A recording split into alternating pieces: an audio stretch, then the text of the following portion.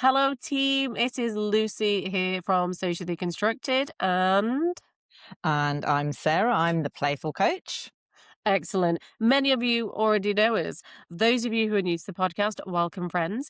You are soon to know us. Sarah and I both work in organizational development and leadership development, and we are obsessed with helping people thrive using the latest in positive organizational psychology. And Sarah will tell you what her passions are.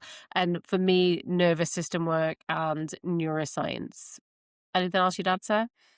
Yeah, I mean, my take on all of that is how do we do it all and enjoy ourselves? Because we are here on the planet to not to have to endure it, but to have to get the best out of it. Yeah, we are humans. Humans are built to play. So I come at it with that lens, kind of how do we get people to engage in that and state of play for themselves so that they're frankly at their best.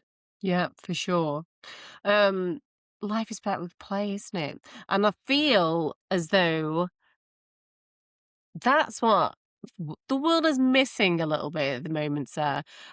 Before the podcast, we were having a chat and we were like, what's the topic that we should be discussing? And I had put a post on LinkedIn and I'd done a little bit of a live about like the noise that we're all being surrounded with at the minute. This just constant onslaught. Is that a word? It's a word, Yes, yeah. it's a word. There we go. Onslaught. It's just relentless of distraction and news and propaganda and AI this and just on. And I'm having so many conversations with people in business and friendships, and all I'm hearing is, "Oh my God, there is so much like noise that I don't know what to do. It's so overwhelming that I can't put the next foot forward." And I, in this video, taken like a neuroscience approach. How do we reduce the noise? What does this look like in our day to day? Like, how do we schedule for this or whatever else it may be, like a practical tool? But I think we should be talking about what's actually under the hood of that overwhelm and what is an antidote to that sense of like freeze. Yeah. And I was really pleased when you put that up there, like, because I've been feeling this as well. But as Lucy knows, I'm in the middle of a big relocation at the moment. So I've been putting it down to that and kind of like there's just this is overwhelming amount of stuff in my life that I need to think about and organize and prepare for. So that's why I'm feeling that. And that felt quite lonely. But actually I saw Lucy's post and we talked about it before but I've heard it coming up from other people as well. Clients that I've been working with, friends that I've been talking to, just this sort of like bubbling sense of, oh my God, everything's just moving too fast around me. Can we please just put the So brakes on? It's like standing in the middle of a motorway and just having all these cars like zooming past and you're trying to kind of work out which direction to go in. You know, is there a cab you can flag down? Like, how do you get out to the other side to like, go and yeah, walk in the hills or something? What is going on? yeah. And it's made me think about there's got to be something bigger. There's stuff that I've got going on in my own life. There's stuff that we all have going on individually in our lives that we can put it down to. But it feels like there's a sort of groundswell of something bigger happening at a systemic level across the world that is creating this sense of lostness, Yes. overwhelm. Like, I don't know what we'd call it, but Loss. That's the right. It is loss. You've hit, I believe, when you said that resonated. When you said that idea of being in the motorway, like all these cars, I was like, oh, I physically felt that. I do. I feel like I'm looking for the adult at times. I'm like, oh, please, like somebody. yeah, yeah. I'm like, Mama. Yeah. I'm thrown into anybody's arms at this point. Some days, that's what it feels like. Get me out of this. There is a sense of loss. I think that is so correct because it's, I'm trying to articulate myself and pull my thoughts together. There is so much news and so much content coming from every angle. And it's a bit like the world and the markets are retracting at the moment. This is what I'm seeing in my space, and I'm gaslighting myself. We'll discuss that a little bit about all of this. But everything is Whatever retracting. works. Yeah, 'cause sometimes we gotta do what we gotta do. The markets are pulling back, and everything is expensive, everybody is cautious, everybody is slowing because everyone's like, "What's happening?" But at the same time as that is happening, as there's this, like, global, like, holding of the breath, very real impacts on business performance, livelihood, petrol, all of the stuff. Everything around it is getting louder and bigger and faster. So it feels like you are pushing against something that can't move, that is blocked, but the overwhelm gets so much bigger. This is in social media. It's the polarization that we're hearing because everybody's trying to sell something, right? Because everyone's going to do stuff. And so you're hearing there is only one way to exist. There is only one way to succeed, and it is this way, and it's behind this paywall, and it's behind this kind of a thing. Or if you don't have something like this, and it's so extreme in its language designed to because it's got to get you in, it's got to really get the brain going. And then we see this at the political level with all of the chaos. We see this with all of the insights about, and I love a conspiracy theory, we see it like across the board with everything. And so I feel as though there's this half of me that is stuck in a freeze, like what's going on? Yeah. And then the other part is like, well, if I don't move and if I don't do something, then I don't know what to do. And there's too much noise and I've got to optimize, I've got to maximize. And I'm in this space and they've got all the tools to fix. And I'm like, oh my God. And all I want to do is lie on the grass with my friends. I keep saying to my Chris, why, and when my pity party moments, I just want to sit with my mates. And he'd be like, but you'd be having the same trouble in England, Lou. I said, but do you know what? I'd be walking with my mate every morning and we'd be having a right good laugh for an hour before the chaos. I'd have a brew with my mum, and then I would be with my other mates on the weekend with the kids. And isn't that all I want? Isn't that what we want? Just community again, slowness again, and simplicity. Oh, And I feel that's the loss, personally, that yeah. the momentum, it's like you don't get to choose. The market is so volatile. You don't get to have a choice. You've just got to power through when all we want to do is stop. That's it. You've nailed it, I think, with that.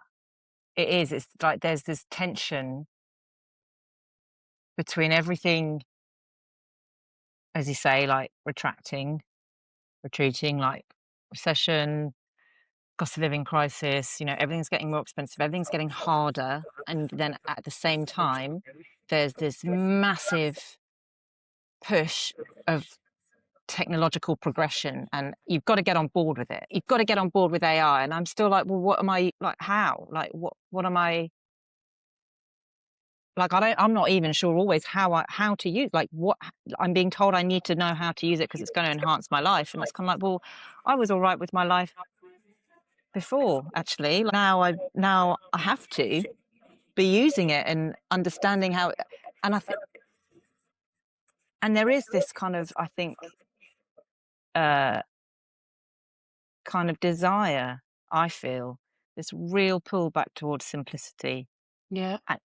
And part of me wonders if that's like a life stage thing. Like, we're in our 40s, we're looking back now and, kind of going, right, well, that's half my life. What do I need to do now to make the second half of my life, the best it can be? And it is unrecognizable, the world now, compared to what it was in the 90s, in that like rosy heyday that we remember being teenagers, before the internet even really existed. Like by the time I left school,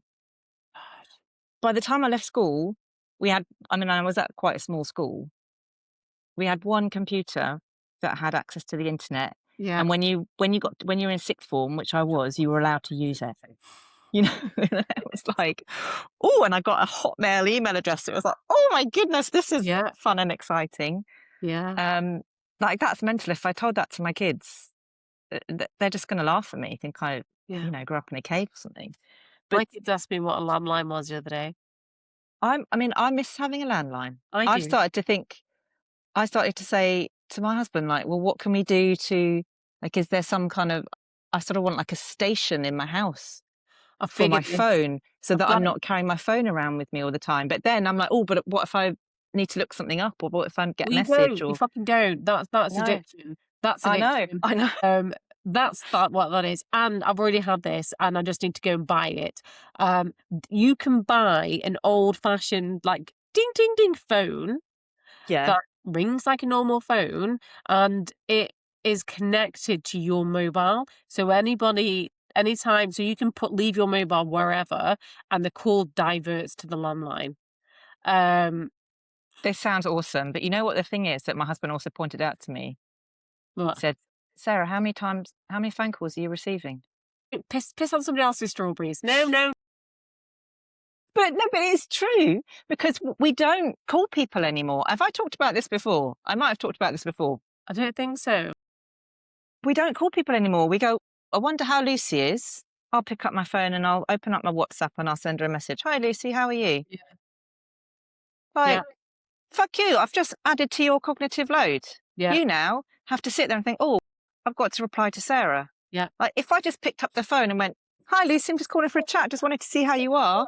Like, there's connection in the moment. It's spontaneous.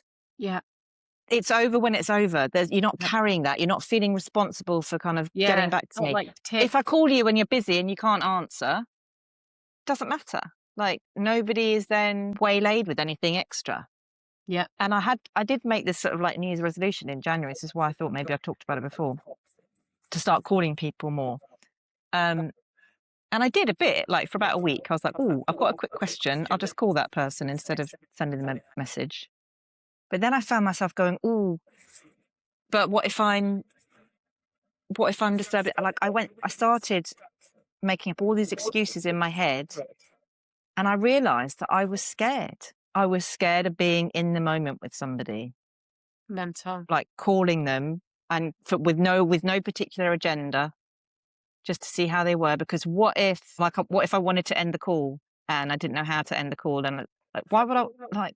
These are my friends that I'm talking about. Like, what if they couldn't talk? I was disturbing them, or what if I didn't know what to say, or you know, just this completely irrational fear of being in the moment spontaneously with somebody that I love.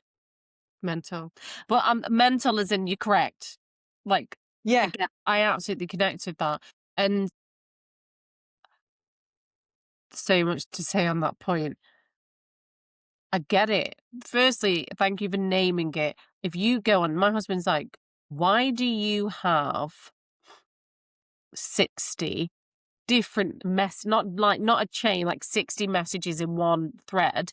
Like, why are there like literally 60 different people who have tried to get hold of you? Like, you can do this on like my WhatsApp. Shh, shh, shh.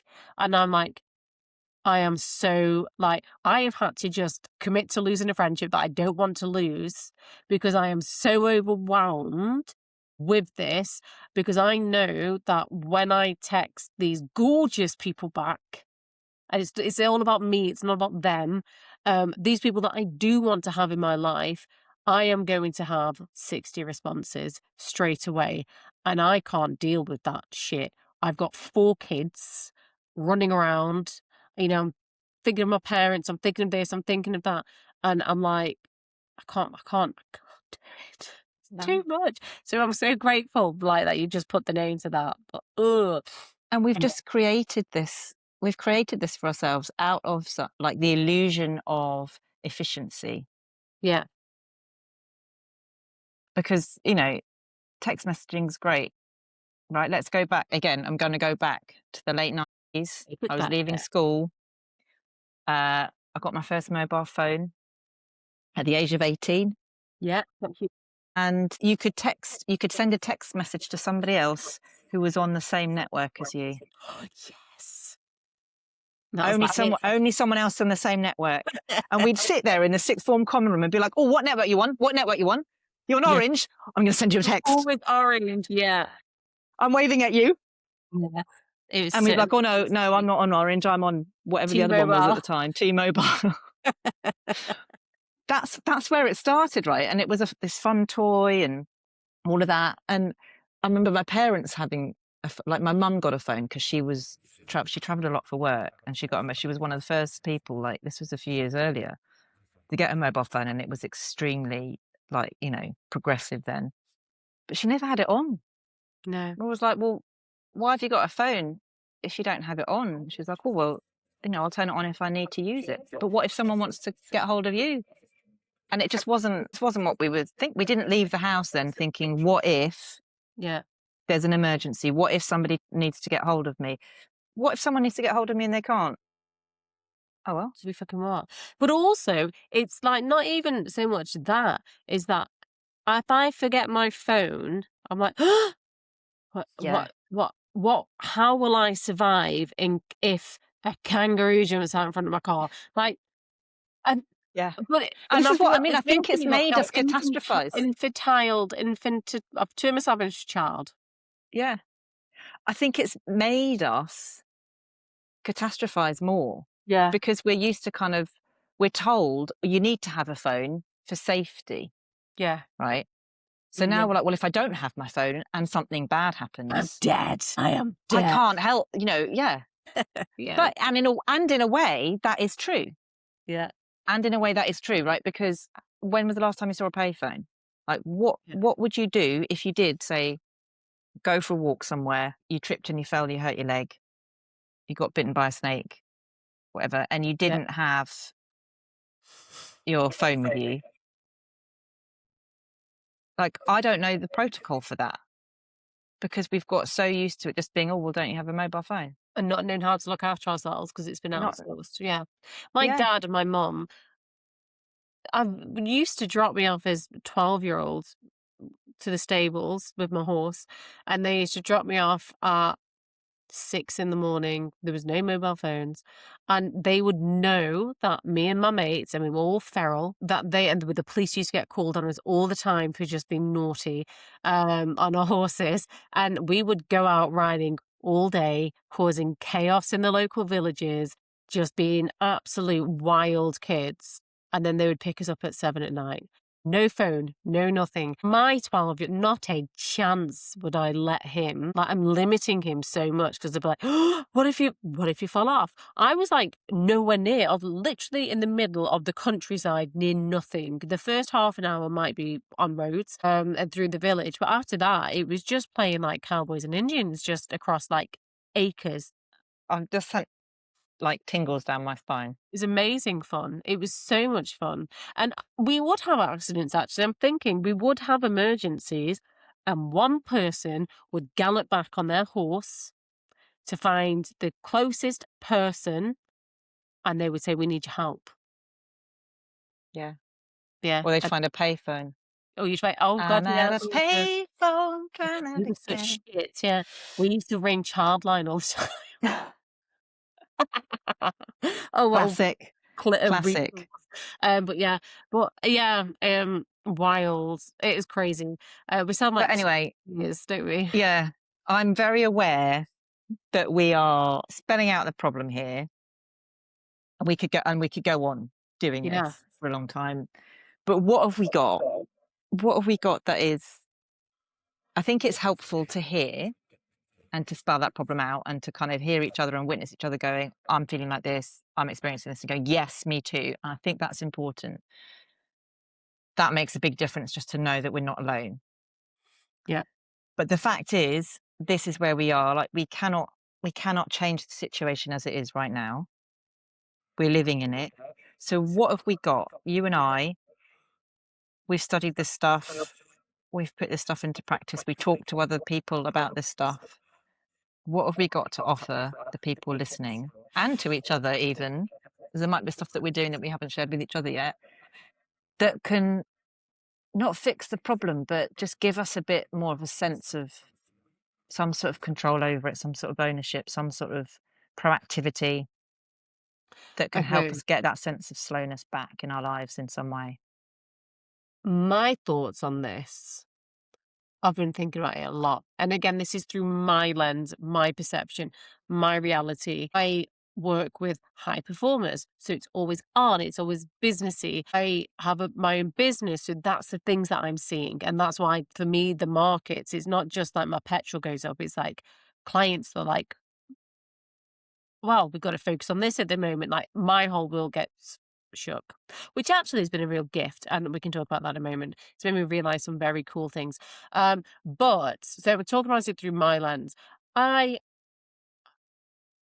I want people first and foremost to stop and to slow down. What I see is people being people and like chasing this ideal that isn't theirs. And I'm talking to myself here as well. An ideal that isn't theirs, but they feel like that is the version, that is the success, and that's the things that they want. And so it's got to be very quick and it's got to be very immediate. And so, genuinely, the first thing is fucking what do you want? Like, what does your brilliant, beautiful life look like? Because I guarantee that for the majority of people, once their basic needs have been met, they want fucking connection with another person. And they want messy connection, not transactional connection. And we are in a state of transaction.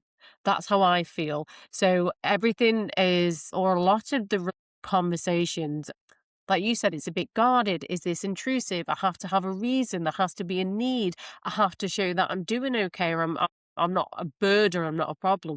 No, fuck that shit. I want my whole heart and my whole soul to connect with somebody else's, because I am a messy, imperfect human, and that's what I'm on this planet to do. And I think if a lot of us were honest, we'd say that's what I want as well. Go and have some weird little conversations with your weird little mates and revel in it. And I know that sounds really simple, but I bet so many of us aren't doing it because we are so stuck in the shit. And when I Yeah. think about the people I really want to do that with, they are people who've known me since childhood. And so I don't need permission to be weird and play. You know, I can just be that version of myself. So that, I think, is one, like, what do you actually want? Go for the friendships. And then genuinely really look at what you're consuming. And I need to hear this one as well, because everything that we see, even if it is wrapped up by somebody that we like and we admire, 9 times out of 10 has been perfectly curated to sell to you or to get you to think a certain way. I have got a background in applied neuroscience, positive psychology, all of that kind of a stuff. It's literally all I do 24 hours a day. And I still fall for the snake oil. The people who are saying that life has to be a particular way, or you're going to get, you just need to collapse timelines, or you just need to have like the perfect reframe. And then all of a sudden, you are fixed and you are healed. And all of this external pressure, you want to survive the external pressure. Do this one thing. It's going to like save you. It's going to really help you. It's fucking not. And I don't mean to piss on your strawberries. I just swear so much, but it is not. Like, we are magic beings. We can change, develop, and grow, but it happens so slowly and then it's all at once. Change is literally repatterning a nervous system. It is literally growing new neural pathways. That takes time, effort, energy, failure, repetition. The amount of people I talk to who find themselves lacking and think they are the problem in this world because the solutions aren't working for them, they're not designed to. They are being sold to you in a very marketable little bite so that you get in. And then you hear all of this like, just go and do an ice pack, just go and do this. It's not going to work immediately, over time, with Yeah. slowness and with joy. So think about where you're consuming your information. Not to say, I feel like that was a bit too Debbie Downery. You can have a light bulb moment. Sarah coached me the other day and it really fucking blew my mind. And I was like, that's it. That's my blocker. So Sarah shone the light on a old story, and now I have the light, which, by the way, is the aha moment that people discuss. I can now do the work to set myself free. There is work that comes after the aha moment. And that's where the progress comes from. That's where everything comes from. It's not like the aha and then everything falls away. And all of a sudden, life becomes easier and more manageable. It's like, now we do stuff. So give yourself grace, go slowly. And I say it constantly to everybody. Find something joyful and do it. If it's with another person who doesn't see you as a mum, as a partner, as a leader, then good. Find somebody who sees you as a weird little human and spend time with that person because they're going to be good for your soul. Yeah. Yeah. There's so much in that. And it comes down, it's like self-compassion, understanding yourself as a human, not a machine, and understanding the system we're in as having it been built as if we're machines. And currently it is being built by machines. And if you ever And I use that. want, yeah, like I'm not like here to like, you know, rubbish AI and stuff like that. Like there are parts of my life where it, you know, it really helps. Like, you know, it's one of these things that's a double-edged sword. The Yeah. danger is where we become like seduced by it to such an extent that we think it's going to fix all our problems and it's going to do everything that we need. And just because it will do something for you quickly and accurately, or perhaps even less accurately, does not mean that that is the best way for you to do that thing. There is value in the process. We are living, breathing systems, organisms. We are in ourselves a process, right? We do not exist in a moment in time. Like, even if we're sitting still, we are a process in and of ourselves. We are breathing, our cells are regenerating, we are making connections in our brain. We are in a permanently dynamic state. We cannot understand ourselves to be fixed. So it's bringing that lens to things, isn't it? And just questioning, not in a like obsessively, you know, toxic sort of, you know, conspiracy theorist way, but questioning like, is this right for me? And that like we're saying this as if it's like, oh, we'll just ignore the marketing, like, and then it'll be fine, like as if that's an easy thing to do. It's not, because it's designed to hook us in. It's designed to exploit our vulnerabilities as human beings. But having the knowledge to just step back and take a beat and question, actually, what do I want to do in this? And I want to share what I'm doing at the moment. And I'm not sharing this to suggest that this is what everybody needs to do, because this is something that's very personal for me. But I am finding it immensely grounding within this whole context that we've been talking about, feeling lost in the speed and the overwhelm. So I'm taking a stand-up comedy course at the moment. I really want to do the same. Is it It fun? is so much fun. I'm really sad. It's going to be finishing in a couple of weeks, and I'm really sad about that. And it's not because I want to go into a career in stand-up comedy, but I feel like this might be the creative outlet that I need. I am a chronic overthinker.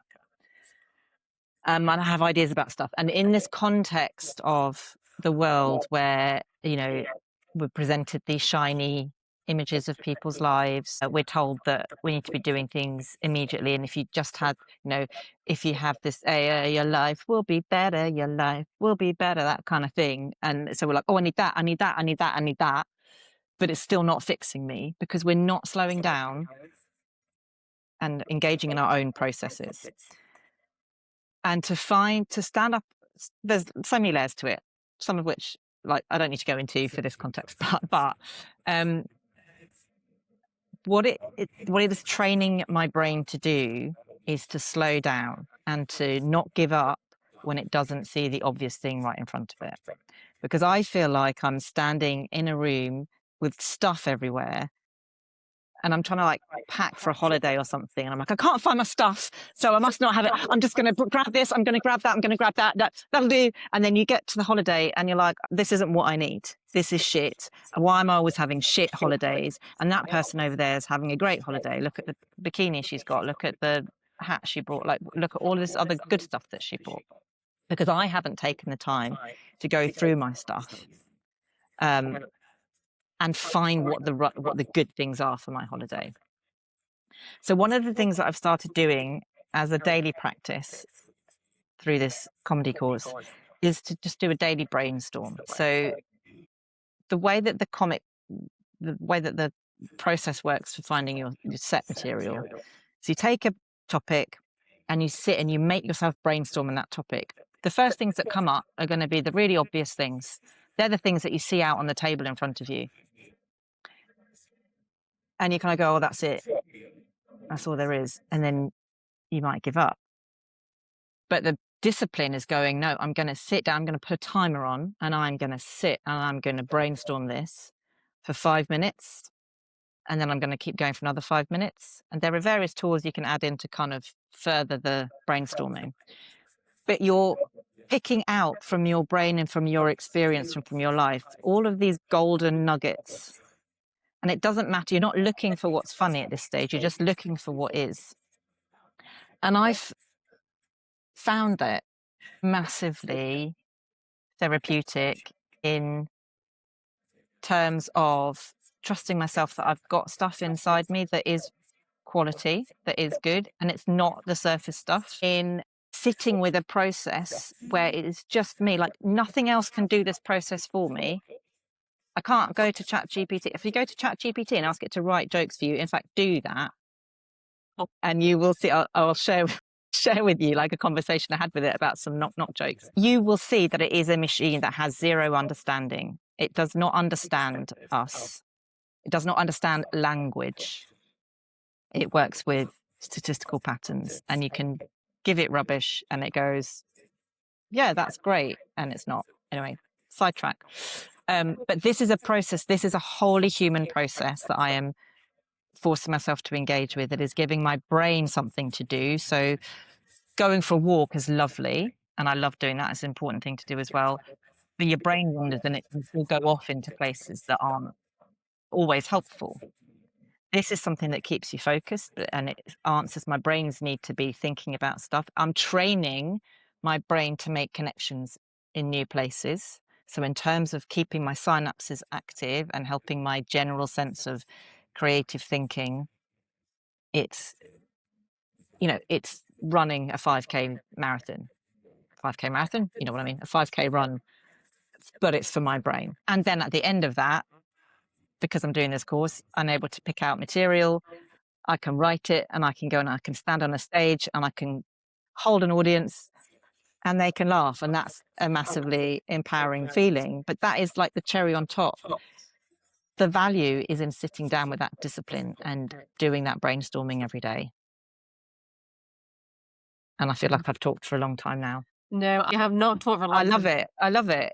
It's really calming.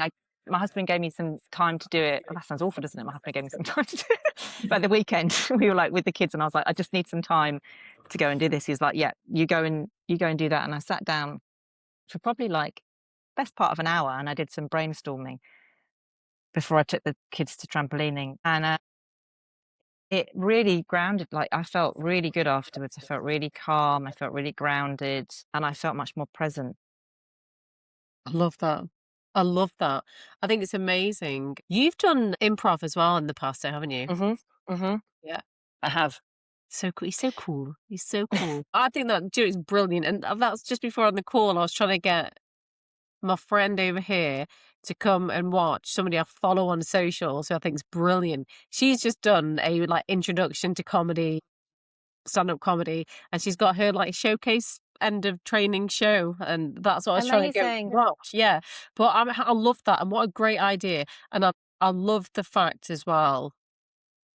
You inspired me to want to do something like that. I am also such a big overthinker, and I'm very serious. It would be nice to not be less so, I suppose. I think what a great thing when you get over here, like take me to do comedy.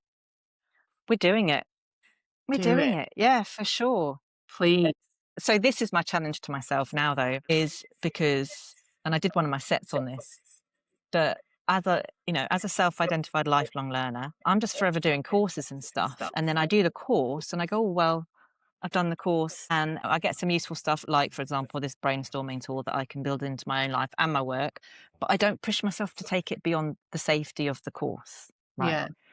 to go on a ski holiday, I'm the geek who likes to be in lessons all week, because then I know that I'm That would be safe with the me. That teacher would be and I me. can Yeah. learn stuff and I can improve on my technique. I'm not the one that's going, oh yeah, there's a black run up there, I'm going to go off and do that on my own. I like the safety. So it is a stretch and I'm being brave and there's a showcase and all of that kind of thing. I'm like, oh, once I've done that, I feel like I can do anything. But no, once I've done that, that's an incredible, that is a really safe place to be doing it. And I'm not dissing the safety. You've got to stretch your comfort zone in increments. Wow. My challenge oh my goodness, I'm saying this now on air with whoever's listening. My challenge to myself is I need to take this beyond this course. That is my next challenge. But once I've Wow. done my end of show showcase, I need to actually take it to some real members of the public who don't know me, who aren't sitting in the audience going, Sarah, we're rooting for you. Who are just going, who is this? Who is this Sheila coming in? Wow. And I want to make them laugh. That's my next challenge. As it happens, my brother has a comedy club, No Heckle way. and Squelch, and they are always doing comedy shows, and they're having people from all around the UK come and talk at those shows. I can do an introduction, and you can do it. Where is it? So he does them everywhere, but he's down in Bournemouth. Okay. Yeah, Yeah, so I he can does do lot, Bournemouth. and he tends to I get was all ready to go. No, that's too far. That's too far. But so I've actually got a friend down in Bournemouth, so I can't use that excuse, can I? exactly, and he gets cool venue. He's like the Weatherspoons of comedy clubs, so it's always a nice, pretty old venue that he does with a weird venue. And they have a blast. Sometimes they'll have the comedy show, then a silent disco or something. Yeah, so anybody else, by the way, in the UK heckling squelch comedy, there we go. I'll hook you up. Yeah, Yes, man. flying for Okay. learning. Because that was one of the things I'd want to say as well. Like for the majority of people, we are not applying stuff to life. And that's where the magic happens. And that I would extend that on.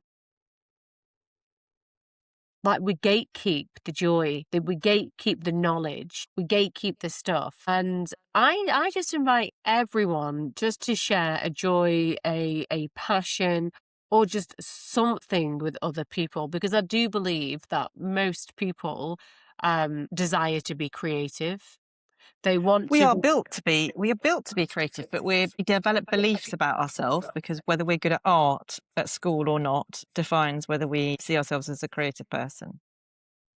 yeah, But we're intrinsically creative. Like, if anyone listening to this can sit down and imagine themselves getting home at the end of their day, walking in through their front door, going to the kitchen, opening the cupboards, getting some pots and pans out and cooking dinner, you're using your creativity. yeah, It's our imagination.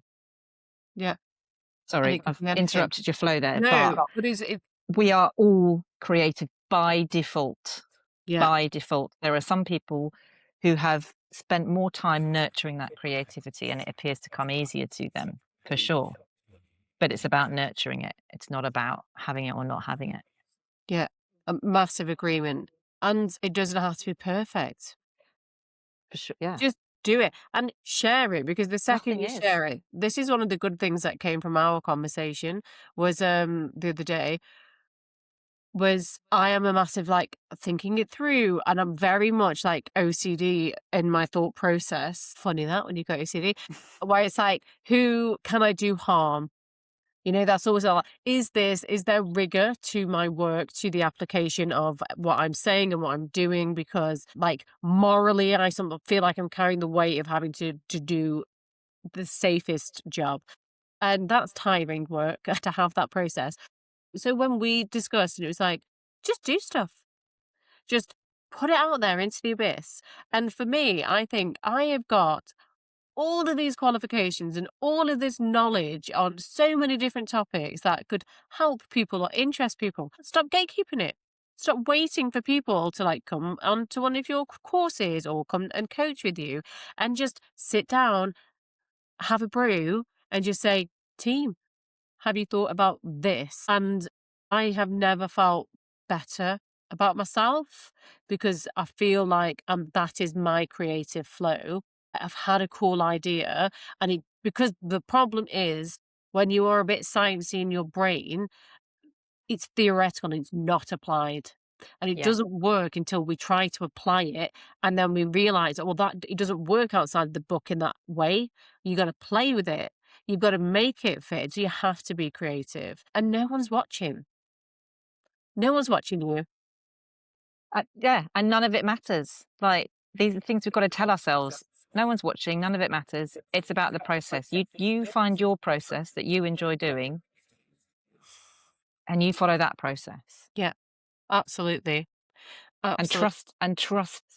And that's the breadcrumbs, isn't it? And then all of a Yeah. sudden, and that's, I think when we look at stuff and people are like, my life changed, that's what happened. Mm. Like, they just followed the breadcrumbs of something, and then they looked around and they were like, because the external state, I often think this, like, you're still you wherever you go. Um, yeah, I sat with Chris earlier on and just thinking of this whole, in my head, my tangent is we were thinking about this being stuck, push, pull, like hyper polarized, hyper like neon world that we're living in, where it's a bit hustling, a bit overwhelming. You can have all of your dreams, all of them. I look around and I know that I'm in this will wait in a few months' time. This will be my actual office and not the boarded up, like under the house room. And you'll be like, oh my God, Lucy. But I have the house of my dreams. I've got a gorgeous old, like, 5 bed, we've got a pool, we've got, like, land, it's pretty, and it's all I could ever have wished for. My kids go to great schools. I have people that adore me and that I adore. Like, tick, tick, tick, tick, tick. I'm still me, you know? I still have the same shit in my head. Like, I still don't notice things. I still have the similar insecurities. I have grown, I have evolved, I have become the best version of myself, but I'm still me, this messy work in progress who wants to connect. You've got to be you. I think is my point of this is like, and that's with the creativity and the unlocking. I followed the breadcrumbs to get to my version of life, but they coexist. The growth, Yeah. the work is never done. The fears are never completely gone, but you meet them with love and you meet them with friendship, and then you're like, better tools, and the tools are easier than we think. The tools are that I'm gonna go and do a comedy stand-up. I'm gonna think about where I get my information from. I'm gonna treat myself with some grace, and I'm gonna show up messily because I know that at this minute, I want messy humans. That's what I want to see and feel connected with, and I've got big ambitions, you know? I am very, like, driven. I've got big goals, but they got to serve my soul and not a billionaire's soul. Yeah. I think that's it. There you go. That was my tangent. That wasn't a tangent. I think it's really important to hear that.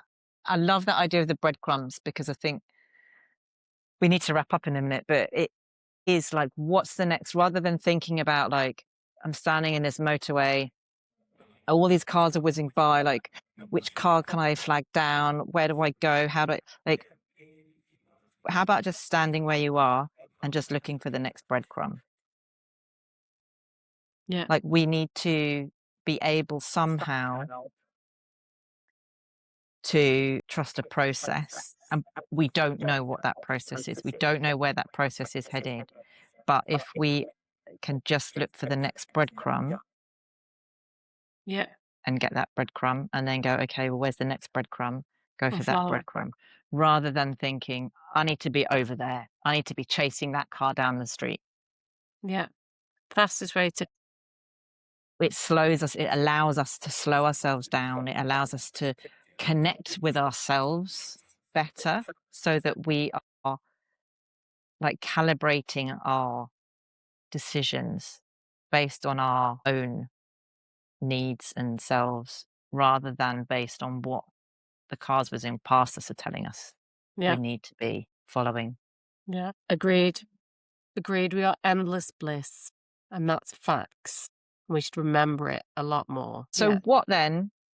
How do we summarize this? If there were key, takeaways.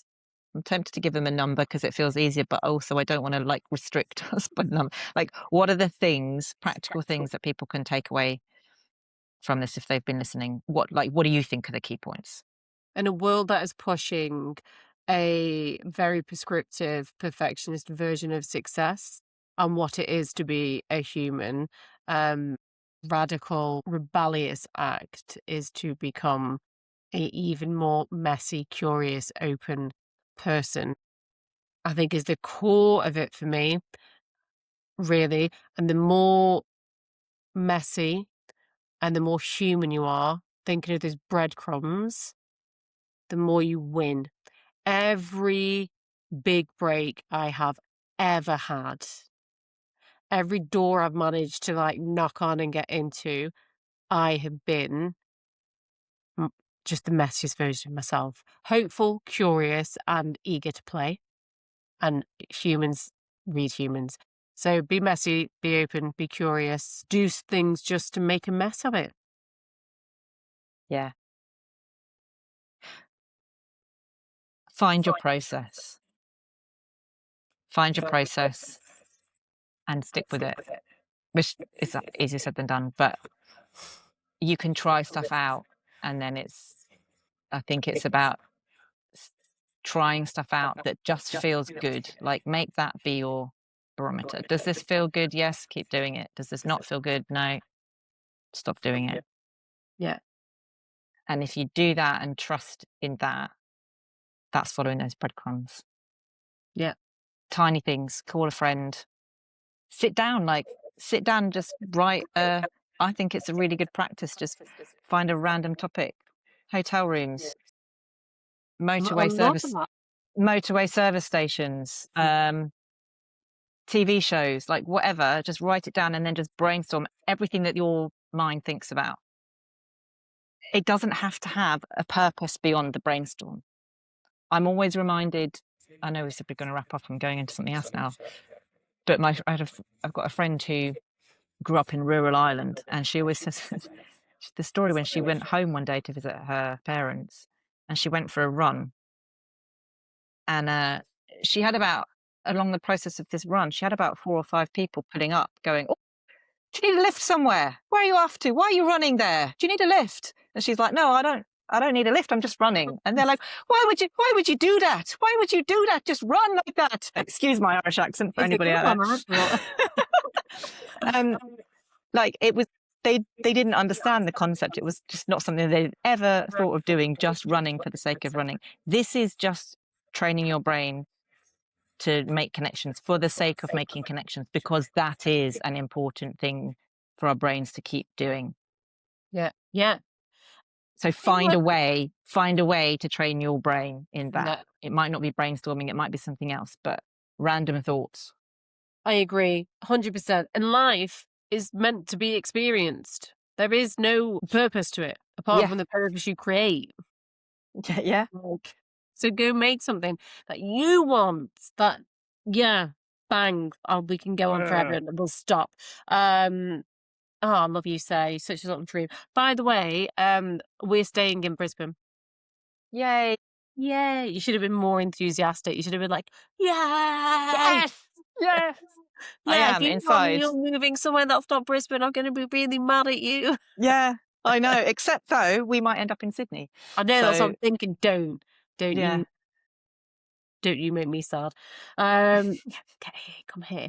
Okay, anyway, you're the best, you're a gift. You always teach me, you're an angel. Thank you so much. Mwah. Likewise. Love you. Love See you you. soon. Take it easy, friend. We will Bye. have show notes and Yeah, all the links stuff. to your brother's comedy club in the show Yeah. notes. Oh my Yes. god, good idea. Yes, that would be amazing. He's a fun. Don't tell him I said it, but he's actually quite humorous. He'll never Um, listen to this, so he won't know. no, he won't unless he needs to find jokes. Really, that would be it. Yes, I'll do that. We'll have all the info up ASAP. All right, my love. Take care. Take care, Love. listeners. See you next time. Bye.